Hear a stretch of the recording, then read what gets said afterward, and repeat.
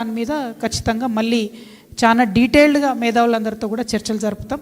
అందులో ప్రత్యేకించి ప్రైవేట్ పాఠశాలలు, ప్రైవేట్ కళాశాలలు వారి పాత్ర ఎట్లయితే మిక్స్డ్ ఎకానమీ ఉండాలనుకుంటున్నామో, మనము మిక్స్డ్ ఎడ్యుకేషన్ ఉండాలని ప్రైవేట్ కళాశాలలు పాఠశాలకు సంబంధించిన వారు చెప్తున్నారు. అది ఎట్లా చేయాలి, దీంతోపాటు ఓవరాల్ కాంప్రిహెన్సివ్ డెవలప్మెంట్ ఎట్లా చేయాలి, ఇవన్నిటితో పాటు నేను ఒకటి ఏం నమ్ముతా అంటే we have to be in the system to change the system.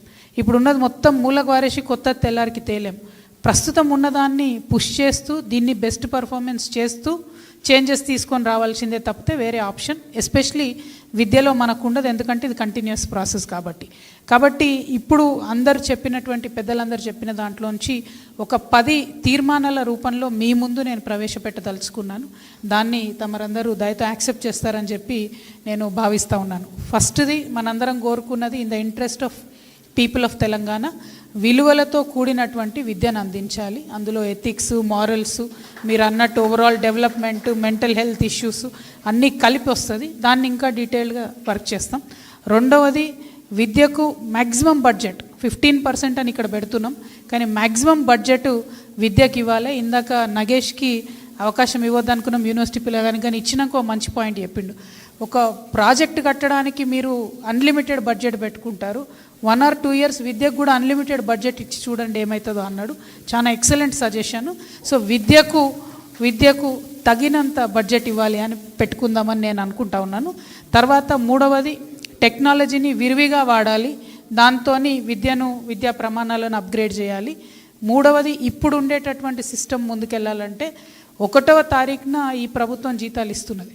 ఎట్లా అయితే 1వ తారీఖున టీచర్లకు జీతాలు ఇస్తున్నారో అదే స్కూల్లో పనిచేసే మిడ్ డే మీల్ వర్కర్లకి, స్కూల్ మెయింటెనెన్స్ అమౌంట్కి, శానిటేషన్ స్టాఫ్కి, ఇంటర్నెట్కి అన్నిటికీ కూడా 1వ తారీఖున ఇస్తే స్కూలు కరెక్ట్గా ఫంక్షన్ చేసేటటువంటి ఆస్కారం ఉంటుంది. కాబట్టి అంటే ఇక మొత్తం ఓవరాల్ మెయింటెనెన్స్ అన్నది అందుకే చెప్తా ఉన్నాను, దాన్ని ఇంకా డెవలప్ చేద్దాం. తర్వాత అన్నిటికన్నా ఇంపార్టెంట్గా ప్రతి ఒక్కరు చెప్పింది నాకు అర్థమైంది ఏంటంటే ఒక గ్రేడ్కి ఒక టీచర్ ఉండాలంటే 3వ తరగతి అంటే 3వ తరగతి ఫస్ట్ ఒక క్లాస్ టీచర్ ఉండాలి, ఆ తర్వాత సబ్జెక్టుకు ఒక టీచర్ ఉండాలి, తర్వాత ప్రతి క్లాస్కు ఒక గది ఉండాలి. ఈ 3 మినిమం అంశాలు లేకుండా ఏ పాఠశాల కూడా సర్వైవ్ కావద్దని చెప్తా ఉన్నారు. సో దానికోసం ప్రయత్నం చేద్దాం మనందరం అనేది తీర్మానాల్లో భాగంగా పెడుతున్నాం. But because this the first meeting and this document will be ever developing. మనం ప్రోగ్రెస్ అవుతున్న కొద్దీ మార్చుకుంటూ ఎన్రిచ్ చేసుకుంటూ వెళ్ళొచ్చు. దీంతోపాటు ప్రీ ప్రైమరీ స్కూల్స్ పెట్టాలని చెప్పి అందరూ కూడా అన్నారు. అంగన్వాడీని తీసుకుపోయి ప్రీ ప్రైమరీలో పెట్టాలనుకున్నాం. ఆ ఇంటిగ్రేషన్ ఇంకా పూర్తి కాలేదు. దాని మీద కూడా బలంగా తెలంగాణ జాగృతి పనిచేస్తుంది. దానిలో ప్రత్యేక శ్రద్ధ ఏజెన్సీ ప్రాంతాల మీద పెట్టి కూడా పనిచేస్తుందని ఈ సందర్భంగా తెలియజేస్తూ ఉన్నాం.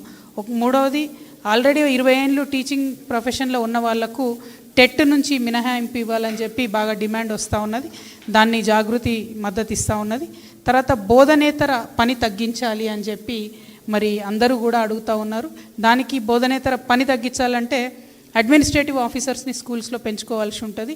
అదేవిధంగా దీనికి కంబైన్డ్గా అన్న principal primary school head masters చెప్పినట్టుగా హెడ్ మాస్టర్ ప్రిన్సిపల్ పొజిషన్ అనేది సెలెక్షన్ ఆధారితంగా ఉండాలి తప్పితే రెగ్యులర్ ప్రమోషన్ లాగా ఉండొద్దు. లీడర్షిప్ క్వాలిటీని క్వాలిఫికేషన్ అని అన్నారు. దాని మీద డిస్కషన్ జరగాలని నేను అనుకుంటున్నా. బ్లైండ్గా నేను చెప్పలేకపోతా ఉన్నది, బట్ మంచి సజెషన్ అన్నది. తర్వాత కామన్ స్కూల్ సిస్టమ్ అందుకే నేనేం కామెంట్ చేయట్లేదు దాని మీద. కామన్ స్కూల్ సిస్టమ్ పెట్టాలన్నారు. కాకపోతే నేను ఒక ఎంపీగా పనిచేసిన వ్యక్తిగా మీ అందరితో నా రిక్వెస్ట్ ఏంటంటే మనకు యూనియన్ గవర్నమెంట్ నుంచి వచ్చే డబ్బులు ఎస్సీలకింత, ఎస్టీలకింత అని చెప్పి అట్లా వస్తాయి. సో వచ్చినవి అదే హెడ్లో వాడాలని ఒక నిబంధన ఉంటుంది.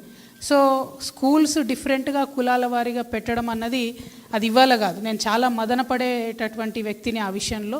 సో నేను ఎన్నిసార్లు ఆలోచించిన మనమే విడగొడుతున్నాం ఆ సమాజాన్ని, కానీ ఒక రకంగా తప్పని పరిస్థితి అయిపోయింది. ఎస్టీ హెడ్లో వచ్చినటువంటిది ఇంకెక్కడ పెట్టడానికి లేదు, ఎస్సీ హెడ్లో వచ్చినటువంటిది ఇంకెక్కడ పెట్టడానికి లేదు. సో విద్యలో అట్లా ఫోకస్ చేసి సపరేట్గా పెడుతున్నారు. అది పెట్టేటటువంటి క్రమంలో బీసీ, మైనారిటీ అని చెప్పి విడగొట్టుకుంటూ పోయినాము. అది ఇప్పుడు ఈ దశకు వచ్చి ఆగింది. దాన్ని ఎట్లా ఇంటిగ్రేట్ చేయాలన్నది మాత్రం అందరం ఆలోచించాలి. ఎందుకంటే అనడానికి బాగుంటుంది కులాలకు అతీతంగా, మతాలకు అతీతంగా పెట్టాలని, కానీ ఇది మారాలంటే యూనియన్ బడ్జెట్ మారాలి, స్టేట్ బడ్జెట్ సిస్టమ్ మారాలి, చాలా పాలసీ మారాలి, పై నుంచి కింది వరకు మారాలి. కాబట్టి it is not easy, but it is not అన్అచీవబుల్ also. It is a demand and it should be a long term vision.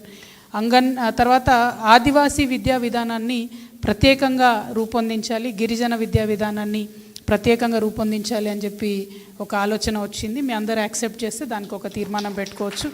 మా ఆడబిడ్డల మీద ప్రత్యేక శ్రద్ధ పెట్టాలని మాత్రం నేను కోరుతా ఉన్నాను. ఎందుకంటే ఖచ్చితంగా ఆడబిడ్డలకు ఎట్లా చేస్తాం, మరి ప్రైవేట్లో ఫ్రీ చేస్తాం ఏం చేస్తాం, కానీ ఆడబిడ్డల మీద ప్రత్యేక శ్రద్ధను పెట్టి స్కూళ్ళల్లో శానిటరీ ప్యాడ్స్, అదేవిధంగా శానిటరీ ప్యాడ్స్, ఇన్సినరీస్ ఉంటాయి, వాటిని కూడా పెట్టాలి. ఎక్కువ లేడీ టీచర్స్ని ఖచ్చితంగా ప్రతి స్కూల్లో ఒకరు ఉండేటట్టు